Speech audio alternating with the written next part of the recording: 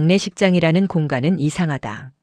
눈물, 위로, 체념, 분노 같은 감정들이 동시에 떠다니고 있으면서도 막상 서 있으면 아무 감정도 느껴지지 않을 때가 있다.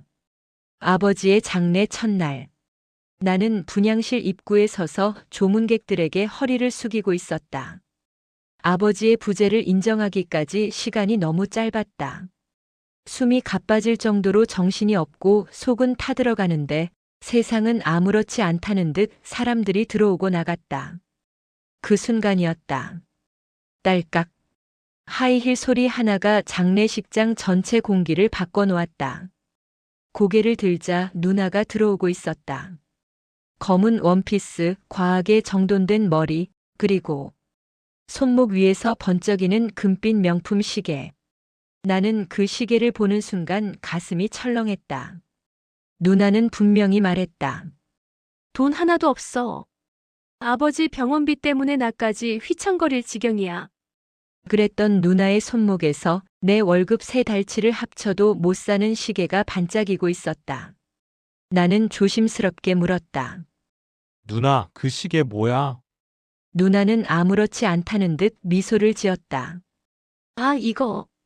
그냥 산 거야. 그 미소 뒤에 숨어 있는 무언가. 나는 그걸 바로 알아봤다. 거짓말이었다. 그 순간 내 머릿속에 하나의 의문이 떠올랐다. 설마 아버지 부조금 건드린 거 아니야? 누나는 장례식 시작 전 나에게 말했다. 부조금은 내가 관리할게. 너 몸도 안 좋잖아. 정신도 없고. 나는 당시 너무 힘들어 고개를 끄덕였고 누나는 봉투 상자를 들고 나갔다. 그리고 몇 시간 뒤 누나는 명품 시계를 차고 나타났다. 머리끄덩이를 잡고 묻고 싶은 심정이었지만 장례식장에서 그러는 건 말도 안 됐다. 그래서 나는 묻는 대신 조용히 누나의 손목을 바라봤다. 그때였다. 또 장례식장 조용한 공기를 가르는 알림음 하나. 누나의 휴대폰 화면이 잠깐 켜졌다. 그리고 나는 봤다. 백화점 명품관 승인 308만 원. 그 짧은 1초가 누나의 모든 거짓말을 증명했다. 누나는 화면을 재빨리 껐고 나는 아무 말도 못한 채 입술만 깨물었다. 순간 누나가 나를 힐끔 보았다. 그리고 낮게 말했다. 오지 마. 나도 사정이 있다고. 나는 차갑게 속삭였다. 장례식장에서 명품을 사는 사정이 어딨어. 누나는 잠시 말을 잃더니 입술을 깨물고 고개를 돌렸다. 그리고 아주 작은 목소리로 말했다. 넌 모르잖아. 엄마가 뭐라고 했는지. 엄마, 아직 장례식장에도 도착하지 않은 엄마가 뭐라고 했다는 걸까? 순간 또 다른 의심이 머리를 스쳤다. 누나와 엄마 사이에 무슨 일이 있었던 건가? 그리고 누나는 아버지의 마지막 순간에 없었다. 왜?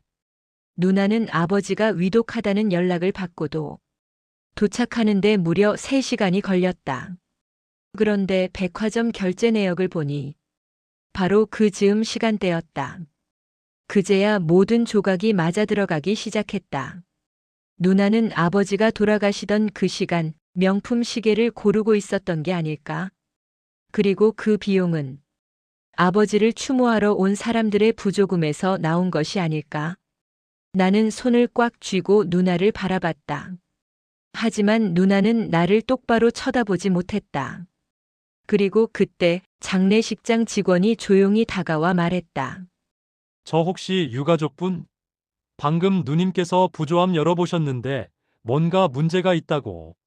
내 심장이 크게 철렁했다. 문제요? 직원은 말끝을 흐리며 말했다. 조금 이상해서요. 부조금 봉투가 대부분 비어 있습니다. 순간 머리끝까지 피가 치밀었다. 그리고 나는 깨달아 버렸다. 누나의 시계가 왜 그토록 번쩍였는지, 그 시계가 어디서 왔는지, 왜 누나가 장례식장 내내 불안하게 휴대폰을 숨기는지. 내 안에서 어떤 감정이 서서히 끌어올랐다. 분노, 배신, 그리고 확신. 나는 누나를 향해 천천히 걸어갔다. 누나, 지금 나랑 이야기 좀 하지? 누나는 고개를 들었다. 그 표정엔 두려움이 스쳐갔다. 그리고 그 순간 나는 이미 알고 있었다. 이 장례식은 아버지의 마지막이 아니라 우리 가족의 마지막을 향한 시작이라는 걸. 누나 정미라는 장례식 첫날부터 유독 산만했다. 남들은 슬픔 속에서 조용히 움직이는데 미라는 허리를 꺾을 듯 큰 소리로 웃거나 괜히 조문객들의 시선을 끌려고 팔을 흔들어 보이곤 했다. 그리고 그날 밤 나는 미라의 손목에서 이상한 걸 발견했다. 저 시계 뭐지? 검은 빛의 묵직한 금속. 범접하기 힘든 묘한 광택. 명품이었다. 조문객 중 몇몇이 속삭였다. 미라 씨 그거 시계 아니야? 300은 넘지 않나? 장례식장에서 그런 걸 차고 오다니. 나는 조용히 시선을 깔았지만 속에서는 의심이 들끓기 시작했다. 왜냐하면 미라는 돈이 없다. 늘 카드값 밀렸다고 울고 생활비 없다고 엄마한테 손 벌리던 사람이다. 그런 누나가 300만 원이 넘는 시계를 장례식 첫날에 그것도 대놓고 말도 안 됐다. 그리고 그날 밤부터 내 머리는 묘한 불길함으로 가득했다. 둘째 날 나는 장례식장 뒤쪽에서 부조금을 정리하고 있었다. 조문객들이 낸 봉투가 쌓여 있었고 나는 금액을 기록하며 장부에 적어 나갔다. 그때였다. 장부에 뜬금없이 빈칸이 보였다. 미라가 맡았던 전날 부조금 정리 부분이었다. 한 줄이 아니라 통째로 아예 기록이 빠져 있었다. 미라 누나가 정리했잖아. 왜 기록이 없지? 나는 싸늘한 소름을 느끼며 물었다. 누나, 어제 부조금 장부 어디 있어? 왜 입력 안 했어? 그러자 미라는 얼굴이 굳었다. 이상했다. 평소 같으면 투덜대면서도 답은 했을 텐데. 그녀는 입술만 달싹이며 아무 대답도 하지 않았다. 밤 늦게 다른 친척들이 다 돌아간 뒤 나는 조심스럽게 장례식장 수납 서랍을 확인했다. 부조금 봉투를 넣는 공간. 하지만 어젯밤 분량이 통째로 사라져 있었다. 그 순간 나는 확신했다. 미라가 뭔가 숨기고 있다. 그리고 동시에 그녀의 손목에 묶였던 시계가 다시 떠올랐다. 설마 부조금으로 산 건 아니겠지? 하지만 생각하면 할수록 그 가설 말고는 설명이 되지 않았다. 이튿날 새벽 장례식장 뒷문 근처에서 담배 피우는 소리가 들렸다. 그쪽으로 다가가자 누나 미라였다. 그녀는 작은 목소리로 통화 중이었다. 어제 산 거 맞아. 응. 뭐 그냥 용돈 들어온 걸로 샀다 그래. 용돈? 누구한테? 누구에게 변명하는 거지? 그녀가 멘트를 마무리하려던 순간 나는 일부러 발소리를 크게 내며 다가갔다. 미라는 깜짝 놀라 폰을 주머니에 숨겼다. 아, 그냥 친구랑 통화한 거야. 하지만 그녀의 떨리는 손가락은 거짓말을 하고 있었다. 나는 더는 참지 못하고 말했다. 누나, 어제 부조금 맡았지? CCTV 같이 확인하자. 혹시 착오가 있을 수도 있으니까. 미라의 표정은 순식간에 일그러졌다. 왜 나를 의심하는데?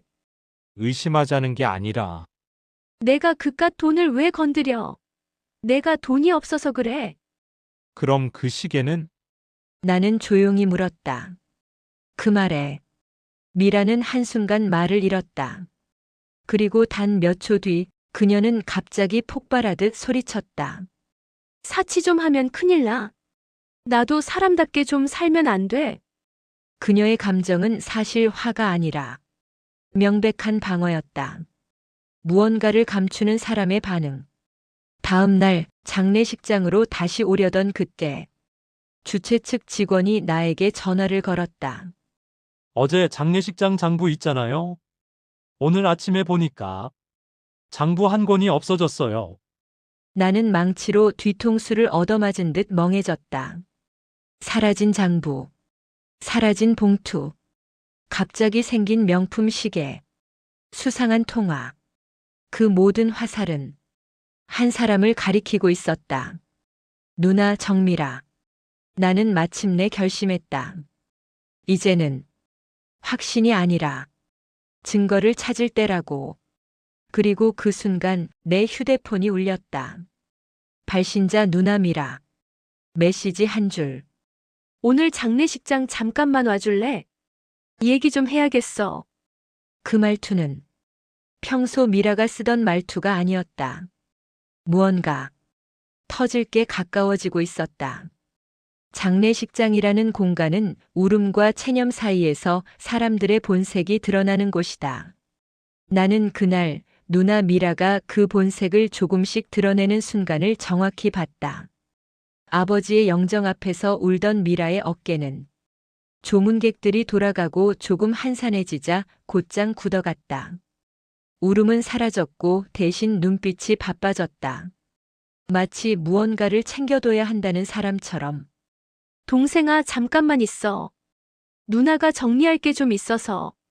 말은 정리였지만 그녀의 손이 가장 먼저 향한 건 아버지의 장례비 장부였다. 나는 그 장면을 똑똑히 봤다. 장례식장 뒤쪽 상주 휴게실. 작은 탁자 위에 놓여있던 장부를 미라는 재빨리 품에 넣었다. 그녀는 내가 보고 있는 줄도 몰랐다. 나는 천천히 다가가 물었다. 누나, 장부는 왜 챙겨? 미라는 순간 움찔했지만 표정을 곧장 바꿨다.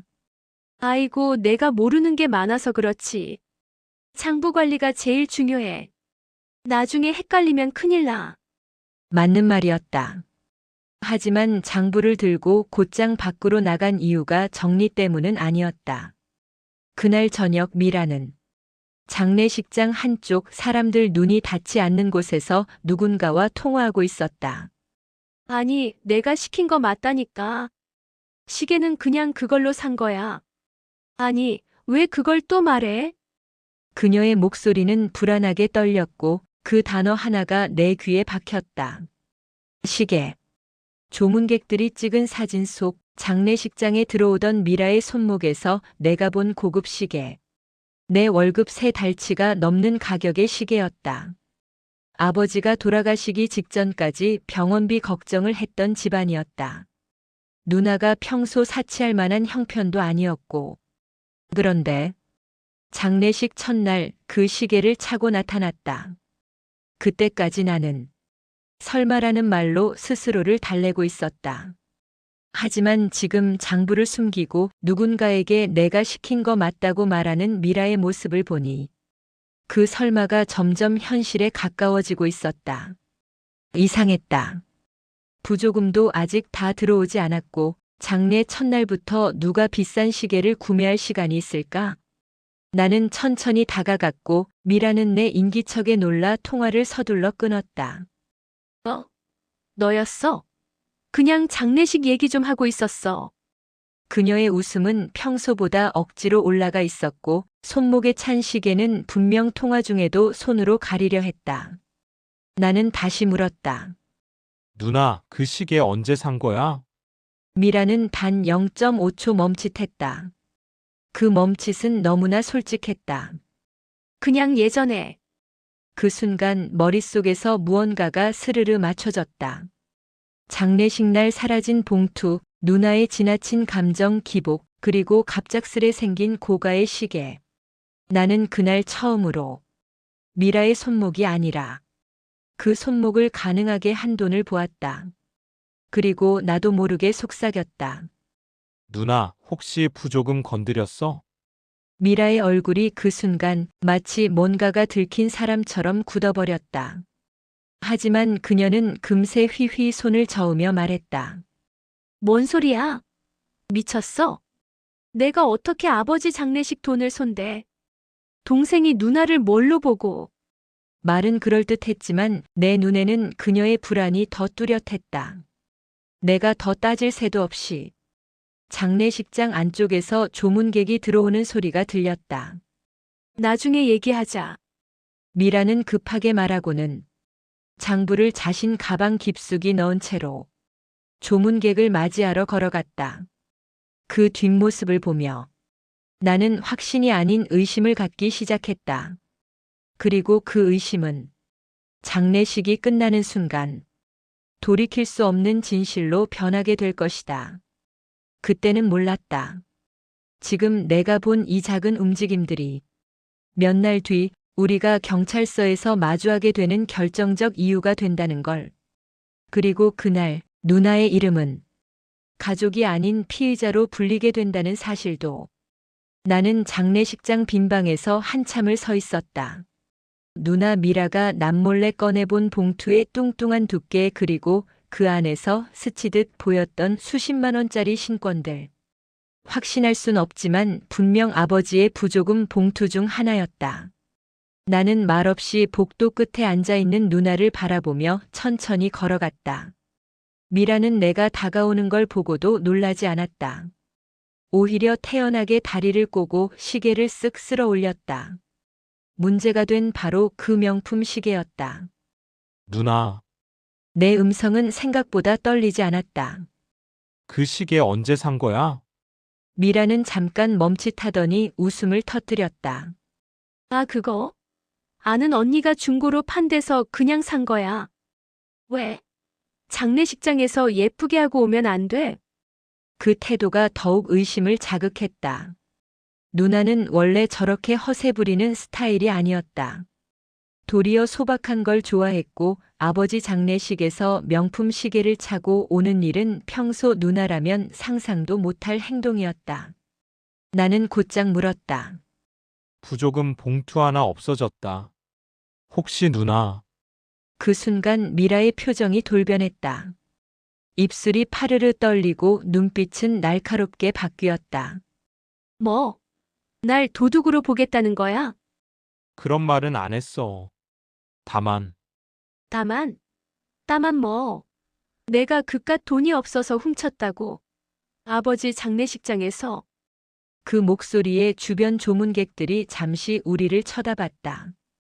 나는 더 말다툼이 날까봐 미라를 복도 옆 작은 휴게실로 데리고 들어갔다.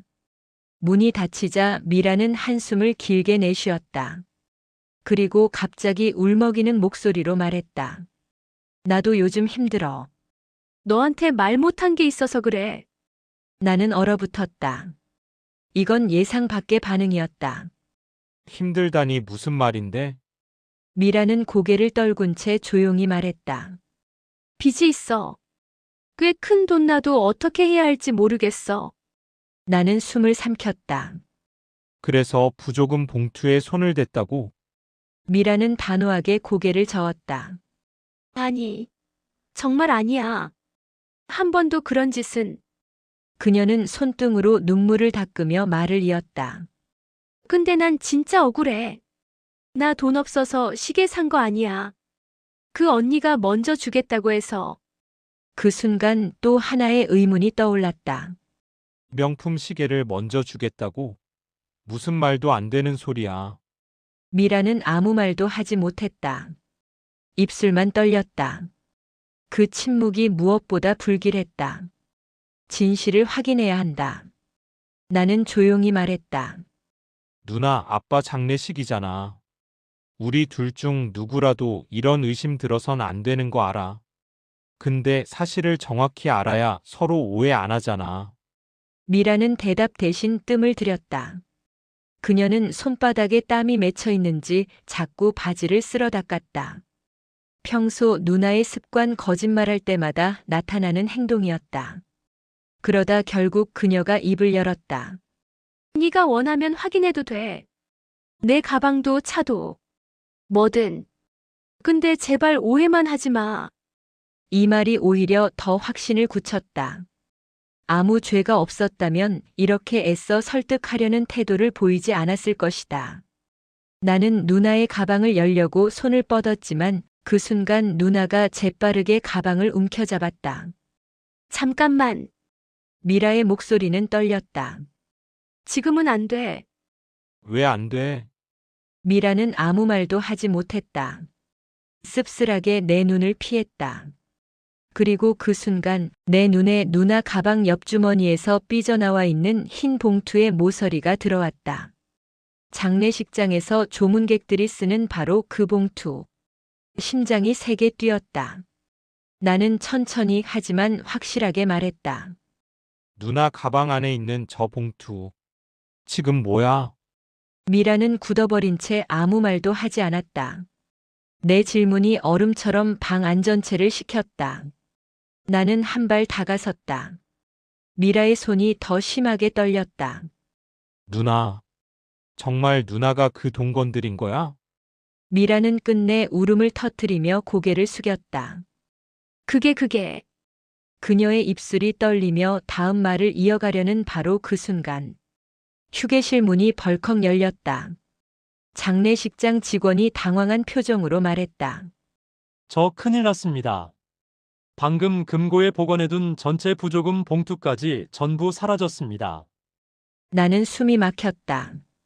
미라는 고개를 들지도 못했다. 이 사건. 생각보다 훨씬 깊고 훨씬 어두웠다.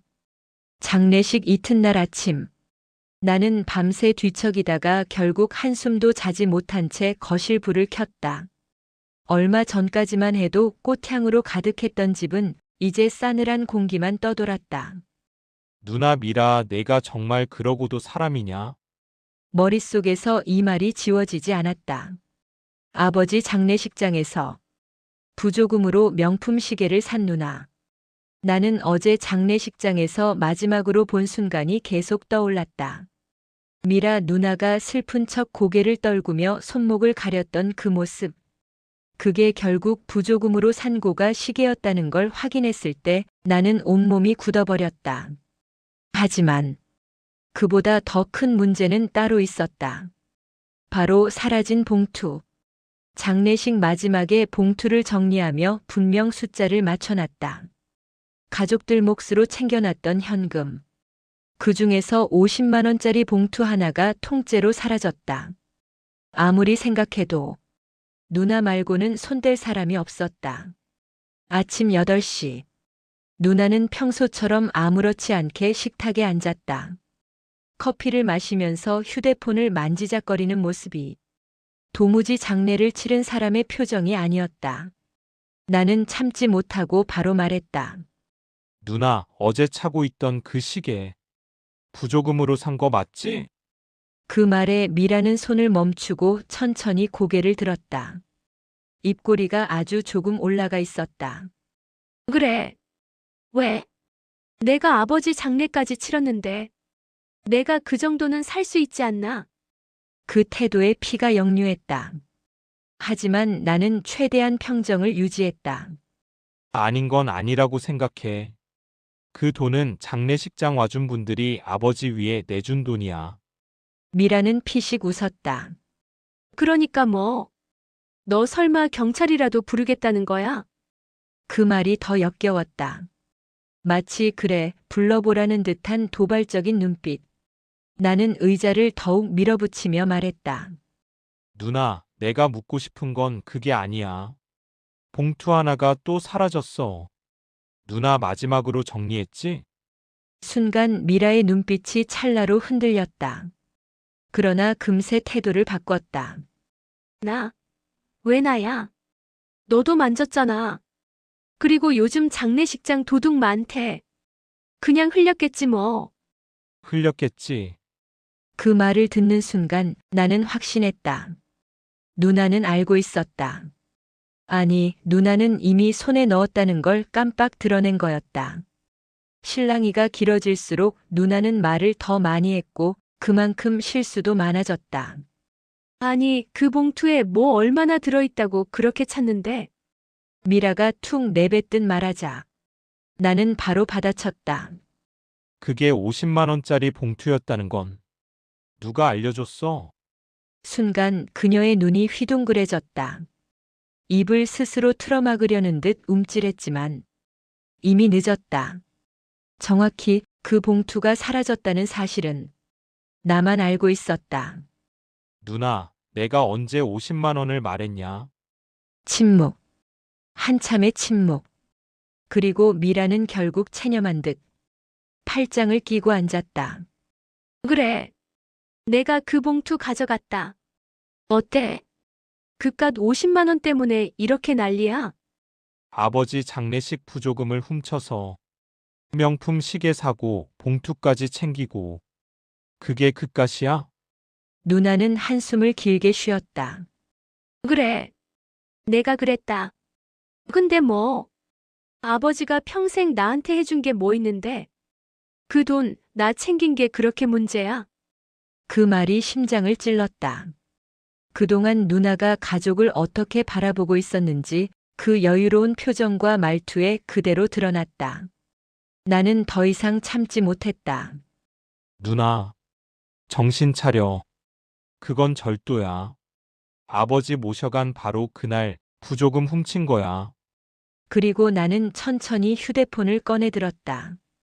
그리고 경찰에 신고할 거야. 그 말에 미라의 얼굴이 처음으로 완전히 무너졌다. 그리고 그 순간 울린 전화 한 통. 나와 누나 사이에 숨막히는 침묵 속에서 갑자기 휴대폰이 울렸다. 번호는 장례식장 담당 직원. 여보세요? 그는 뜻밖의 말을 했다. 어제 정리하신 부조금 봉투 중에 한 봉투가 비어 있었다고.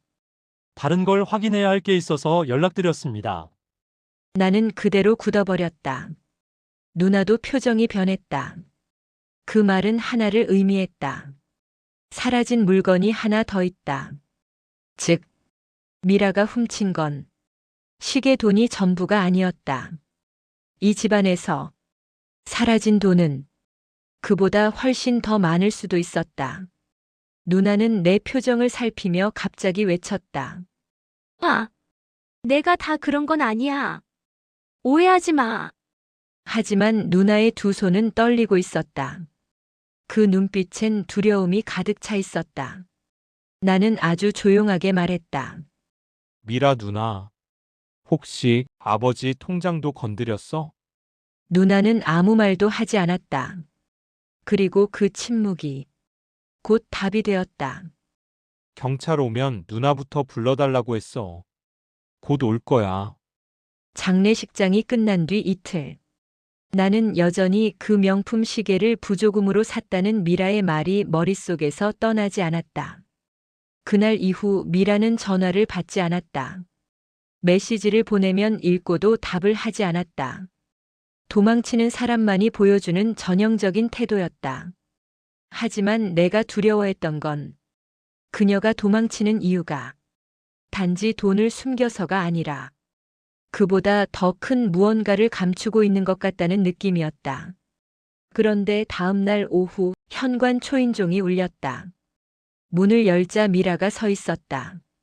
눈은 충혈돼 있고 손은 떨리고 있었다. 잠깐 얘기 좀 하자. 그녀는 내 대답도 듣지 않은 채 집 안으로 휙 들어왔다. 그녀가 이렇게 초조해하는 건 처음이었다.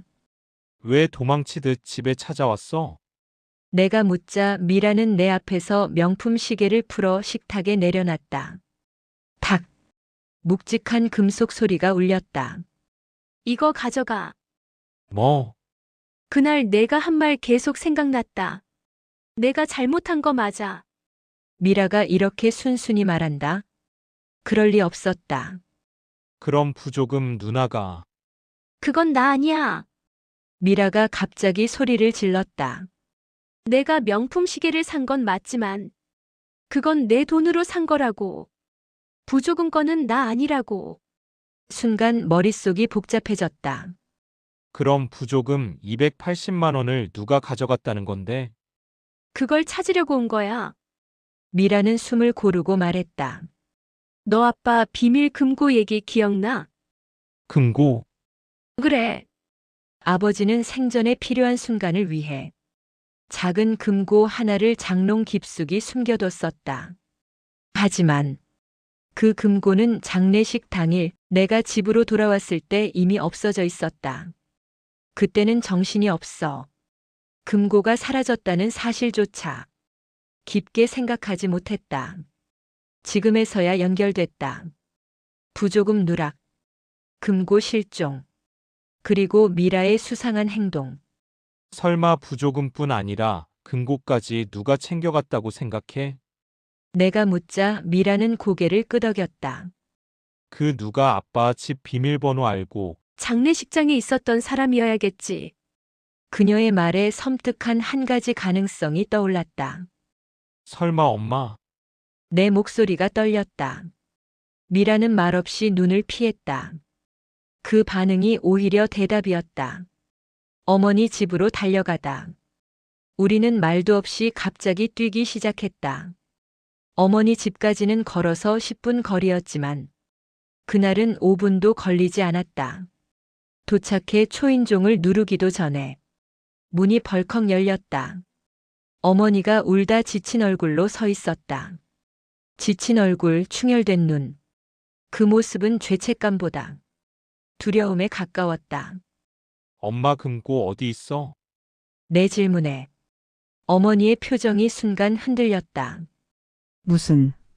무슨 금고? 아빠 금고. 장례식 끝나고 집 들어왔는데 없어졌다고. 미라가 한 걸음 앞으로 나섰다. 어머니 아빠가 남긴 금고 혹시 가지고 계신 거죠? 어머니는 그제야 주저앉았다. 손발이 떨려 의자에 기대 앉으며 속삭였다. 너희 아빠가 그 금고 나 주고 가라고 했어. 뭐라고? 나는 숨을 멈췄다. 너한테 부담 주기 싫다고. 생활비라도 남기고 싶다고. 장례식 전에 이미 나한테 넘겨줬어. 그럼 부조금은? 미라가 물었다. 어머니는 그 순간 더 크게 눈을 흔들었다. 부조금? 그건 나 안 건드렸어. 순간 등줄기가 서늘해졌다. 그럼 미라도 아니고 어머니도 아니면 그날 장례식에서 봉투를 마지막으로 들여다본 사람은 단 한 명이었다. 장례식장 직원. 정확히는 정산 도와준 총무. 그리고 떠오르는 또 한 가지 장면. 장례식장 뒤편에서 누군가 직원과 말다툼하던 모습. 그때는 그냥 조문객인 줄 알았다. 하지만 지금 생각해보면 그가 미라에게 고개 숙여 인사했던 이유가 있었다. 설마 그 직원. 그래. 미라가 이를 악물고 말했다. 장례식장 총무. 작년에 횡령으로 잘렸다는 소문도 있었어. 모든 조각이 맞아떨어졌다. 나는 벌떡 일어나 외쳤다. 그럼 지금 당장 장례식장으로 가자. 부조금도 금고도 오해도 오늘 다 끝내자. 미라가 시계를 다시 내게 돌려주며 말했다. 그래. 오늘 다 끝내자. 어머니는 울며 말했다. 제발 내 아빠 그렇게 가게 하지 마라. 가서 진실 밝혀라. 집을 나서는 순간 나는 깨달았다. 이제 끝이 아니라 진짜 시작이라는 걸.